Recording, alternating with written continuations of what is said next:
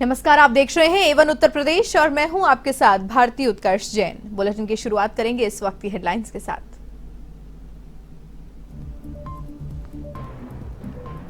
CM योगी ने किया नवोन्वेषी कृषि कार्यशाला का उद्घाटन। कृषि में नवाचार करने वालों को सराहा। आजादी के अमृत महोत्सव में हो रहा है आयोजन।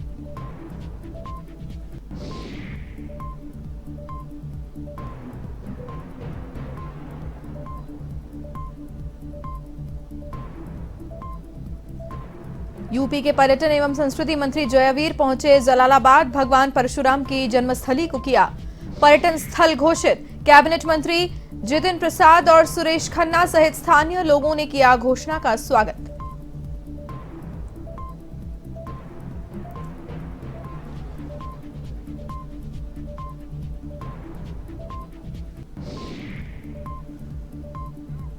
डिप्टी सीएम केशव प्रसाद मौर्य के बेटे से मारपीट का मामला। 48 लोगों के खिलाफ किया नामजद मुकदमा दर्ज। समाजवादी पार्टी के कार्यकर्ताओं पर लगाया लूटपाट और मारपीट का आरोप।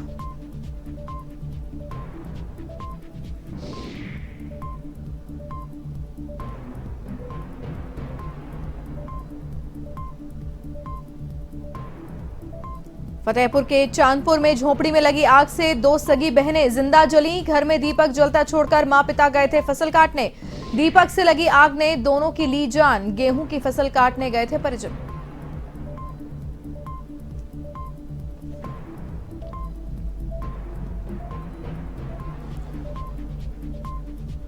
कार से लिफ्ट देकर राहगीरों से लूटपाट और मारपीट करने वाले गिरोह का खुलासा। हरदोई पुलिस ने महिला सहित 4 बदमाशों को किया गिरफ्तार। आरोपियों से लूट की राशि, हथियार और 150 ग्राम स्मैक बरामद।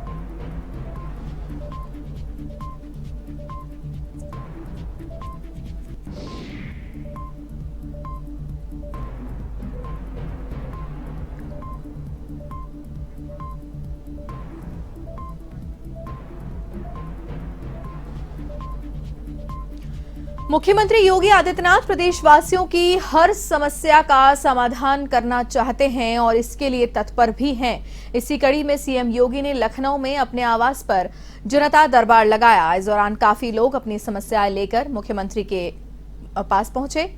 सीएम योगी ने एक एक कर सभी की समस्याएं सुनी और कई समस्याओं का मौके पर ही समाधान भी किया। इसके साथ ही अन्य समस्याओं के लिए समाधान के लिए संबंधित अधिकारियों को निर्देशित किया।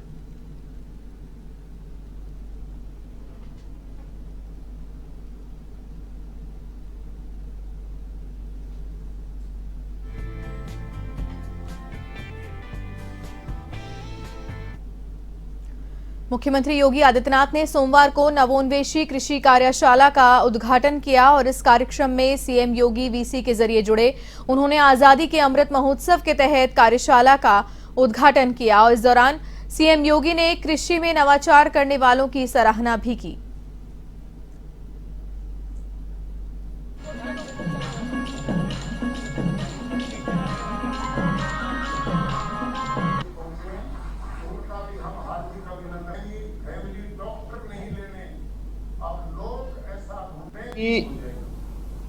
उपजाऊ भूमि का सर्वाधिक भाग उत्तर प्रदेश के पास है। हमारे पास कुल 241 लाख हेक्टेयर भूमि है, जिसमें से हम लोग 165 लाख हेक्टेयर भूमि पर हम लोग खेती का काम करते हैं, जिसमें खरीफ और रबी दोनों का देखें तो इसमें 129 लाख हेक्टेयर क्षेत्रफल में हम लोग खरीफ और रबी दोनों प्रकार की फसलों को बोने का काम करते हैं। उसकी बुआई होती है, उसका उत्पादन होता है। और मुझे बताते हुए प्रसन्नता है कि 2020-21 में उत्तर प्रदेश ने 619 लाख मीट्रिक टन से अधिक खाद्यान्न का रिकॉर्ड उत्पादन भी करके देश में सर्वाधिक खाद्यान्न उत्पादन करने वाले राज्य के रूप में अपने आप को स्थापित किया। ये जो कुछ भी हुआ है, यह हमारे किसानों के परिश्रम और पुरुषार्थ का प्रतिफल है। आदरणीय प्रधानमंत्री जी के नेतृत्व में 2014 से किसानों की आमदनी को दोगुना करने के जिस लक्ष्य को लेकर के कार्य प्रारंभ हुआ, आज उसके बेहतर परिणाम हम सब के सामने हैं। और हम सब जानते हैं कि किसानों की आमदनी को दोगुना करने के पीछे जो सबसे महत्वपूर्ण बात है वो ये कि खेती की लागत कम हो और खेती की उत्पादन क्षमता को हम बढ़ा सकें। और मुझे लगता है कि इसमें सबसे महत्वपूर्ण जो पहलू है कि खेती में लागत कम हो और उत्पादन बढ़े, यह तभी संभव है जब हम प्राकृतिक संसाधनों के संरक्षण, पर्यावरण सुधार, मानव स्वास्थ्य के लिए समुचित पोषण के साथ साथ कृषकों की आय में भी वृद्धि करने में हम सफल हों। और अगर इन सभी का रास्ता कहीं से होकर के जाता है तो वह जिस बात पर अभी महत्वपूर्ण चर्चा का शुभारंभ आचार्य देवव्रत जी ने किया है, इसके अलावा कोई दूसरा चारा हम सब के सामने है नहीं। और ये सबसे बड़ा मंत्र है हमारे सामने, गौ आधारित खेती को बचा, गौ आधारित खेती यानी प्राकृतिक खेती ही इसका एकमात्र यानी यह एकमात्र कारण हम सब के सामने बचा है कि जिसके मार्ग का अनुसरण करते हुए हम इस लक्ष्य को प्राप्त कर सकते हैं। यूपी के लखनऊ में मुख्यमंत्री योगी आदित्यनाथ ने पूर्व सीएम हेमवती नंदन बहुगुणा की जयंती पर उन्हें शत शत नमन किया। सीएम योगी ने पूर्व मुख्यमंत्री हेमवती नंदन बहुगुणा की प्रतिमा पर माल्यार्पण किया और उन्हें श्रद्धांजलि अर्पित की। इस दौरान सीएम योगी आदित्यनाथ समेत कई मंत्री, विधायक और कार्यकर्ता उपस्थित रहे।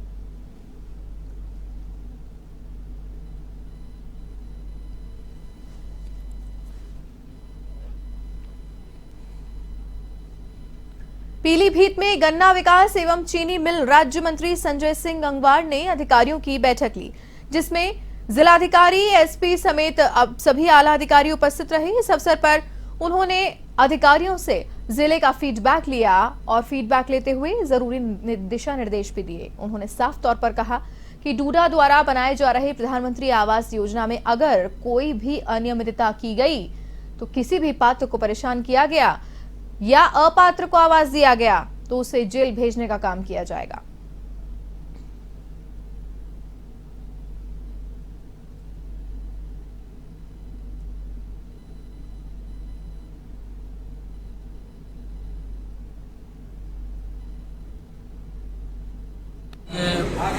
पूज्य मुख्यमंत्री परम पूज्य योगी आदित्यनाथ जी की जो मंशा है, उस मंशा के अनुरूप हम सबको मिलकर काम करना है।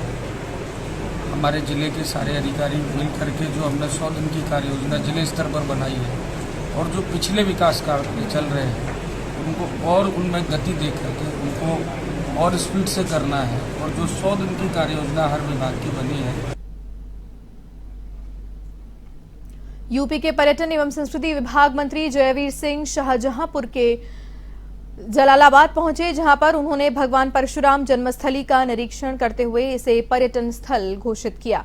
इस घोषणा से जलालाबाद सहित जिले में खुशी की लहर दिखाई दे रही है। तो वहीं कई दशकों से उठ रही इस मांग को कैबिनेट मंत्री सुरेश खन्ना और जितिन प्रसाद की मौजूदगी में पूरा किया गया है।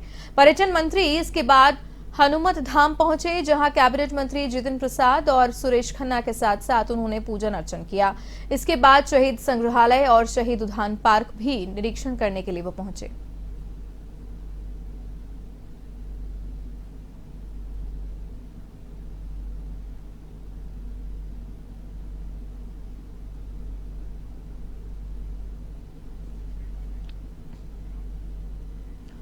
अयोध्या के राम जन्मभूमि परिसर में भगवान श्री राम के सखा निषाद राज का मंदिर बनाए जाने के प्रस्ताव पर निषाद समुदाय बेहद खुश है। महाराजा निषाद राज संस्था के जिलाध्यक्ष संतोष यादव ने श्री राम जन्मभूमि तीर्थ क्षेत्र ट्रस्ट को धन्यवाद ज्ञापित किया और कहा कि ट्रस्ट बधाई के पात्र हैं। वे निषाद राज का मंदिर राम जन्मभूमि परिसर पर बनाने का प्रस्ताव रखा है। संतोष निषाद ने कहा कि इससे पहले भी निषाद समुदाय की मांग रही है कि अयोध्या धाम के टेढ़ी बाजार चौराहे को निषाद राज चौराहे के नाम से कर दिया जाए और चौराहे पर ही निषाद राज की एक भव्य प्रतिमा लगाई जाए। संतोष निषाद ने कहा कि निषाद राज भगवान श्री राम के सखा थे, इसीलिए उनको सम्मान मिलना चाहिए।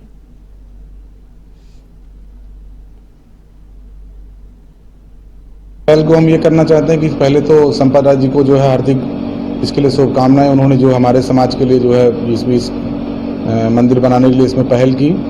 इसमें हमारे समस्त निषाद समाज और मछुआ समाज की तरफ से उनको बधाई, जो उनके द्वारा इसके लिए पहल की जा रही है। और जो है इस तरह से जो है हमारे समाज का मनोबल भी बढ़ता है कि जो है बन रहे भगवान राम के मंदिर में हमारे समाज को भी साथ में लेके चला जा रहा है। वैसे भी हमारे अयोध्या में जो है पूर्व में कई वर्षों से हमारे निषाद समाज जो है कि लोग कई बार मांग करते चले आ रहे हैं शुरू से कि जो है हमारे टेढ़ी बाजार चौराहे पे निषाद राज चौराहा घोषित किया जाए और निषाद राज की वहां पे प्रतिमा लगाई जाए। रामनगरी अयोध्या के प्रसिद्ध पीठ हनुमानगढ़ी पर एक बार फिर से हड़कंप मच गया। आनन फानन में पूरे क्षेत्र में पुलिस की निगरानी तेज हो गई। दरअसल हनुमानगढ़ी मंदिर से सटे प्रसाद की दुकान में लावारिस बैग होने की जानकारी मिली थी, जिसकी सूचना पुलिस को मिलते ही डॉग स्क्वाड और बम डिस्पोजल दस्ता सहित बड़ी संख्या में पुलिस वहां पहुंची और आसपास के क्षेत्र को खाली कराने के बाद बैग की जांच की गई, जिसमें कपड़े और दैनिक उपयोग की वस्तुएं मिली।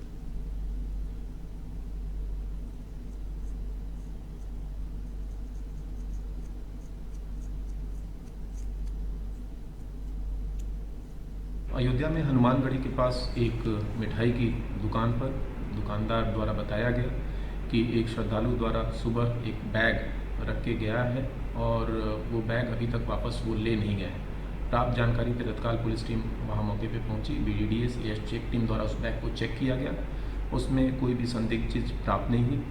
कुछ देर बाद ही जिनका ये बैग था, जिनका नाम श्री केदारनाथ है, जनपद सीतापुर के रहने वाले, वो भी दुकान पर आ गए और उन्होंने अपना बैग पहचाना और वो बैग लेके गए। बैग में किसी भी तरह की संदिग्ध वस्तु नहीं। खबर यूपी के कौशाम्बी से है, जहां डिप्टी सीएम केशव प्रसाद मौर्य के बेटे से मारपीट के मामले में 48 लोगों के खिलाफ मामला दर्ज किया गया है। डिप्टी सीएम के बेटे योगेश मौर्य की तहरीर पर 48 लोगों के खिलाफ केस दर्ज हुआ है। मारपीट की घटना में समाजवादी पार्टी के कार्यकर्ताओं के शामिल होने की बात भी सामने आ रही है। मारपीट के दौरान सोने की चेन लूटने का भी आरोप लग रहा है। फिलहाल इस पूरे मामले की जांच पड़ताल की जा रही है।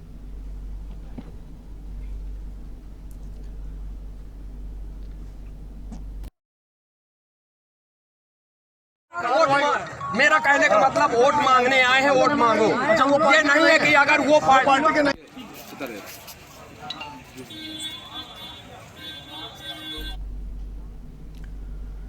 जनपद फिरोजाबाद में आजकल बेसिक शिक्षा विभाग के अध्यापकों में सेटिंग का खेल चल रहा है, जिसका खुलासा हर रोज हो भी रहा है। लगभग आधा दर्जन शिक्षकों को बेसिक शिक्षा अधिकारी अंजलि अग्रवाल ने सस्पेंड भी किया है। इस बारे में एवन टीवी के पत्रकारों की टीम एका ब्लॉक के नगला नोझर के प्राथमिक विद्यालय में प्रदेश के मुखिया योगी आदित्यनाथ के आदेश का रियलिटी चेक करने के लिए पहुंची। वहां पर पत्रकारों की टीम ने रियलिटी चेक किया तो पाया कि एक अध्यापक सुबह 8 बजे स्कूल का ताला खोल रहा था, तो वहीं दूसरी ओर एक महिला शिक्षिका 8:12 पर अपनी स्कूटी से स्कूल पहुंची। इस बारे में पत्रकारों की टीम ने जब उससे जाना कि आप इतनी लेट क्यों आई हैं, तो ये सुनते ही शिक्षिका आग बबूला हो गई और कवरेज कर रहे पत्रकार का मोबाइल छीनकर जमीन पर पटक कर तोड़ दिया। साथ ही पास के गांव से ही अन्य लोग भी आ गए, जिससे महिला शिक्षिका के साथ साथ अन्य अध्यापकों ने टीवी चैनल की टीम को स्कूल में बंधक बना लिया और पेट्रोल डालकर जान से मारने की धमकी दी, जाति सूचक शब्द बोलकर उनके साथ मारपीट की। इसके बाद पत्रकारों ने पुलिस को थाने बुलाया, तब कहीं उनकी जान बची। महिला शिक्षिका अंकिता ने पत्रकारों की टीम पर दुपट्टा खींचने, छेड़खानी करने और हाथापाई करने के गंभीर आरोप भी लगाए हैं।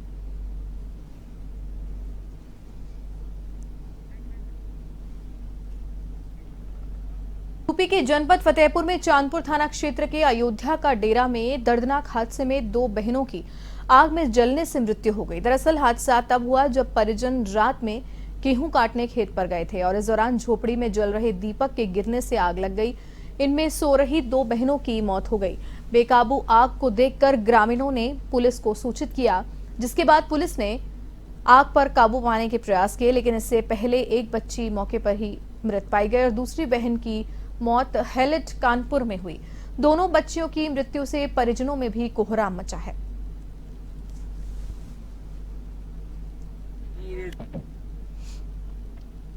राकेश पुत्र शिवनंदन का घास फूस की झोपड़ी थी, जिसमें इनकी 2 पुत्रियां सो रही थी। पति पत्नी घर में दिया जलाकर गेहूं काटने के लिए खेत चले गए थे। दिए की वजह से घर में आग लग गई, जिसमें इनकी दोनों बच्चियां चपेट में आ गई। तत्काल सूचना पर थाना चांदपुर की पुलिस मौके पहुंची और वहां पर आग पर काबू पाया और दोनों बच्चियों को बाहर निकाला। एक बच्ची की मृत्यु तत्काल वहीं पे हो गई थी और एक बच्ची की हालत नाजुक थी, जिसे हैलेट कानपुर रेफर किया गया, जिसकी भी मृत्यु इलाज के दौरान हो गई है। हरदोई पुलिस ने लिफ्ट देकर लोगों से लूट करने वाले गिरोह का पर्दाफाश किया है, जिसमें एक महिला सहित 4 लुटेरों को गिरफ्तार कर लिया गया है, जिनके पास से अवैध हथियार और 150 ग्राम स्मैक बरामद हुई है। पुलिस के मुताबिक किसी को शक न हो, इसके लिए महिला को साथ रखा जाता था। फिलहाल पुलिस पूरे मामले की तफ्तीश में जुटी हुई है।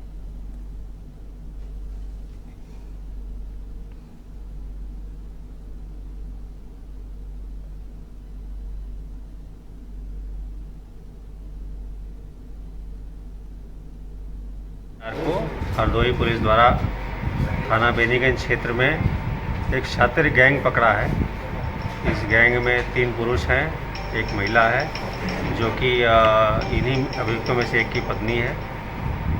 इस गैंग की कार्यशैली ये है कि अर्ली मॉर्निंग को ये कार में ये सभी सदस्य बैठते थे और वीरान एरिया में जहाँ गाँवों से या कस्बों से सवारी निकलती थी कहीं अन्य शहर जाने के लिए, उनको बहला फुसला करके कि ये उनको छोड़ देंगे उनके गंतव्य। संयुक्त किसान मोर्चा का प्रतिनिधिमंडल लखीमपुर पहुंचा है, जहां विभिन्न मांगों को लेकर डीएम महेंद्र बहादुर सिंह और एसपी संजीव सुमन के साथ बैठक की गई, जिसमें किसान पक्ष के आरोपियों को जेल से छोड़े जाने और केंद्रीय गृह राज्य मंत्री अजय मिश्र के खिलाफ धारा 120B के तहत कार्रवाई करने को लेकर चर्चा की गई। संयुक्त किसान मोर्चा के नेता गुरनाम सिंह चढ़ूनी के पत्रकारों से बातचीत के दौरान उन्होंने कहा कि बनवीरपुर हिंसा के दौरान कई किसान घायल हुए थे, जिनको अभी तक मुआवजा नहीं मिला है।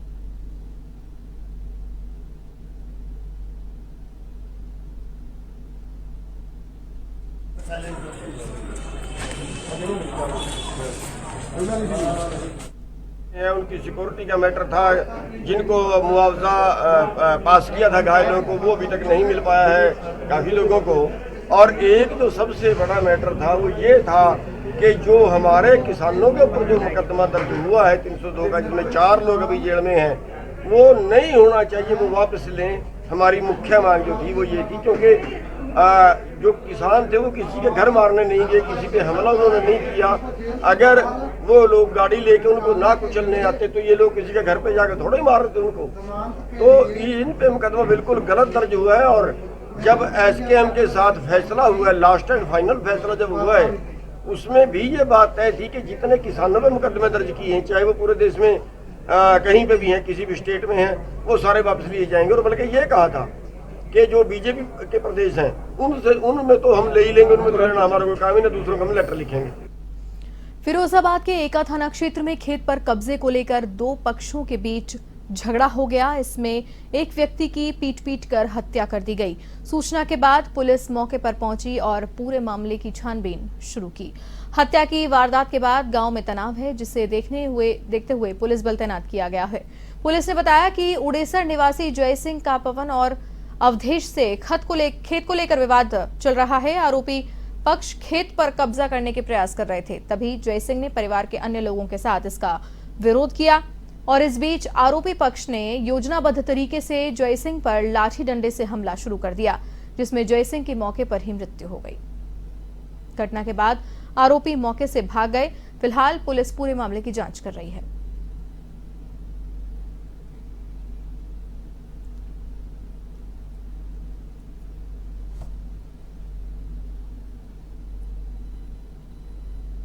मेरे बच्चे बनाने के लिए जा रहे थे, दूसरे पक्ष के लोगों ने आके मुझे लाठी डंडों से मारा और मेरा भाई खत्म हो गया है। और प्लॉट के जगह के पीछे एक यादव ने पूरी जगह का मेरी का बैनामा करा लिया है, आदि का मेरा है। 2 हिस्सेदार थे, उसमें से एक लड़की के हिस्से का बैनामा मैंने करा लिया है और एक आई ने मतलब जो बैनामा किया है उसने पूरी जगह का बैनामा कर दिया मेरी जगह से। नायका में एक 50 वर्षीय व्यक्ति जय सिंह नामक व्यक्ति का एक प्लाट को लेकर डिस्प्यूट चल रहा था, जिसमें आज सुबह एक विवाद हुआ, जिसमें विपक्षियों पर आरोप लगा कि उनके द्वारा मारपीट किया गया, जिनसे उनके सर में चोट लगी, जिससे उनकी मृत्यु हो गई है।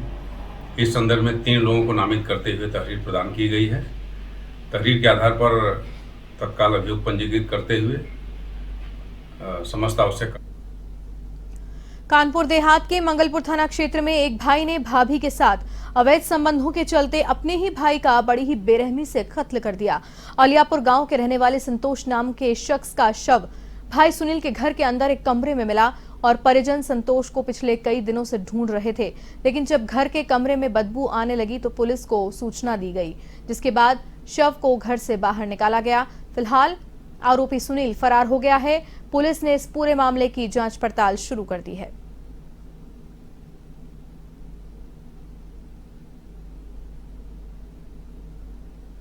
सुनील के शरारत से हुई, सुनील ने ही हत्या की इसकी। क्या कारण रहे हत्या करने के? कारण ये था कि उनका कुछ मतलब अवैध संबंध था उनके घर से। अच्छा, तो क्या ये हत्या जो हुई है ये अवैध संबंधों के चक्कर में हुई है? हाँ बिल्कुल। अब यही कारण है कि मान लो अवैध उनकी पत्नी से इनका संबंध होगा सुनील का, ठीक है, इसी कारण से मान लो उसकी हत्या का मान लो हम लोग शक कर रहे हैं। और इसी के साथ इस बुलेटिन में फिलहाल के लिए इतना ही। देश और दुनिया की तमाम बड़ी खबरों के लिए आप देखते रहिए A1 TV। नमस्कार।